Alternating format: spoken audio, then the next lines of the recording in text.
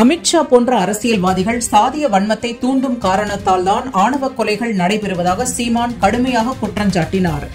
இதுகுறித்து திருச்சி விமான நிலையத்தில் செய்தியாளர்களிடம் பேசிய அவர், சாதிய ஆணவ கொலைகளை தடுக்க கடுமையான சட்டங்கள் கொண்டுவரப்பட வேண்டும் என வலியுறுத்தினார். சாதி மதம் தான் இங்க அரசியல் செய்யுது. தமிழ்நாடு மட்டும் இல்ல, நாட் ஒன்லி நம்ம அவர் ஸ்டேட், எல்லாம் இங்க பாருங்க, இந்தியா முழுமைக்கு அதான் செய்யுது. நாட்டினுடைய முதன்மை அமைச்சர்களில் ஒருவர் அமித்ஷா அவர்கள், உள்துறை அமைச்சர், நாட்டினுடைய அமைச்சர், மதுரையில வந்து பேசும்போது இந்து மக்கள் ஒற்றுமைன்னு பேசுறாருல, அவர் என்ன பேசணும்? இந்திய மக்களின் ஒற்றுமைன்னு பேசணும். அப்போ எழுதி இருக்கிறார். அப்போ ஒரு குறிப்பிட்ட சமயம் சார்ந்தவர்கள், மதம் சார்ந்தவர்கள் மீது வெறுப்பை கொட்டுவதே தங்களுடைய அரசியல் என்று இருந்தால் அது எப்படி நாடு சரியா? அப்ப இங்க மதம் சாதிய உணர்ச்சிகள் தான் அரசியலை தீர்மானிக்கும். அப்ப இதை செத்து, இதை சாகடிச்சு, இதை கொண்டுட்டு மானுடம் மேலோங்கும் போதுதான் அது சரியா வரும். அப்படி இல்லது. அப்புறம் எதுக்கு உனக்கு இத்தனை வேதம், எதுக்கு இத்தனை புராண இதிகாசம், இவ்வளவு முன்னோர்கள், இதுதான் மகாவீரர் புத்தன்லாம் பிறந்த பூமி, அது சரிங்க, இதுதான் சொல்லி கற்பிச்சுட்டு போனாங்களா? அது அப்படிதானே நடக்குது. இங்க இருக்கிறதே அதிகமா அரசியலை தீர்மானிப்பதே சாதிய தலைமைகள், மத தலைமைகள் தான். இந்த சாதி மத தலைமைகளை ஒரு தலைமை வச்சுக்கிறது. உன் சாதிக்கு 4 சீட்டு, உன் சாதிக்கு ஒரு 3, உன் சாதிக்கு 8, உன் மதத்துக்கு ஒரு 2, உன் மதத்துக்கு 2 அப்படின்னு ஒரு தலைமை வச்சுக்கிறது. சரி, பாரதிய ஜனதா கடந்த 24 கூட்டணி வச்சதில்லை. பாரதிய ஜனதா மதவாத கட்சி, அது மதத்துக்கு நிற்கும், அது இந்து மத கட்சி, அப்படிதான் இருக்கு. அதோட கூட்டணிக்கு நின்னதெல்லாம் யாரா இருக்கு சொல்லுங்க? எல்லா சாதி கட்சியும் சேர்த்து ஒரு மத கட்சி தலைமையேற்று. ஆமாவா இல்லையா? ஆமாவா இல்லையா? அப்ப எது அரசியல்? புரியுதா?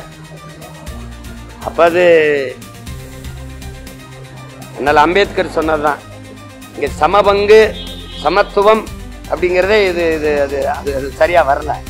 உரிய பங்குன்னு வரணும். சமபங்குனா எப்படி?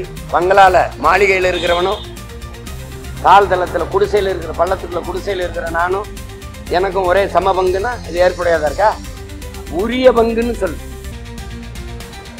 நீ பல நூறாண்டுகளா கல்வி பயின்று வர, நான் பல நூறாண்டுகளா கல்வி மறுக்கப்பட்ட சமூகத்திலிருந்து வரேன். 2 பேருக்கு சமபங்குன்னா எப்படி தம்பி விளங்குதா? அப்ப இது நாங்க அதான் சொல்றோம், இந்த நாட்டில் அடிப்படையை தகர்த்து மறு கட்டடம் கட்டணும். அதை தான் புரட்சியாளர் பகத்சிங் சொன்னாங்க. வெளிப்படையாகவே அநீதிகளால் கட்டமைக்கப்பட்ட சமூகத்தை தகர்த்து முற்றுமுழுதாக புதிய ஒரு சமூகம் படைப்பதாண்டா புரட்சிங்கிறான். அதுதான் நாங்க புரட்சி.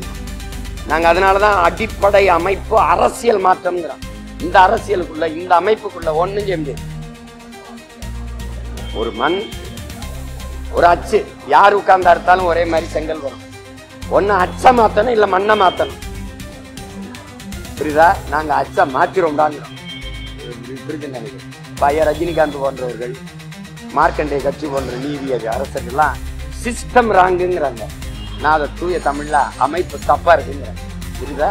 அதுதான் அதை மாத்தணும். அது இல்லைன்னா இந்த மாதிரி இன்னும் பல இதெல்லாம் என்னன்னா, ஒரு பெரியவங்க பழங்காலத்து மனிதர்கள் அவங்க வந்து சாதிய வெறியில அதை உணர்வுல கொண்டுட்டாங்க அப்படிங்கிறது இல்லை. பிள்ளைங்க பள்ளிக்கூடத்து பிள்ளைங்க கட்டி சாதியா வச்சுக்கிட்டு படிச்சுக்கிட்டு இருக்க, படிச்சு வேலைக்கு போற பிள்ளை வச்சு காதல் குற்றம்னு வெட்டுறாங்க. உலகத்துல எப்படி கூட்டி கழிச்சு பார்த்தாலும் மிச்சம் இருக்கிறது அன்பு தாங்க. இந்த நேரத்துல அன்பாலதான் இந்த நேரம் நிறைய இருக்கு. அன்பு ஒன்றை தவிர என்ன இருக்கு? அன்பை எவனாவது கொலை செய்வானா? உலகத்துல அன்பை கொலை செய்வானா எவனாவது? அது அம்மா அப்பாவுக்காக கொலை பண்ணா அந்த அன்பு தாண்டா இந்த அன்பும். இது எப்படி கொடுமை? கடும் சட்டங்கள் மூலமா இதை ஒடுக்கலைன்னா இது ஒவ்வொரு தரையும் அறிக்கை விடுவாங்க. இந்த சாதிக்காரன் சேர்த்தா அந்த சாதிக்காரன் அறிக்கை விடுவான். வெட்டப்பட்டது கொல்லப்பட்டது இந்த சாதிக்காரனா கொள்ளுவான். ஒரே சாதிக்குள்ள வச்சுக்கிட்டான்னா ஒரே ஜாதிக்குள்ளேயும் நடக்குதுல. அவன் ஏழைன்னு வச்சுக்கிறான். ஏன் மகளை அப்படிறா நீ கூலிக்கார பையன் நடந்துதான் இல்லையா நடக்கும். அப்போ இங்க எதன் பொருட்டும் காதல் கொலை செய்யப்படுவதை நம்மளால ஏன்னா இந்த உலகத்துல கடைசியா இருக்கிற ஒரே ஒரு புனிதம் அன்புதான். அதையும் கொண்டுட்டு என்ன பண்ண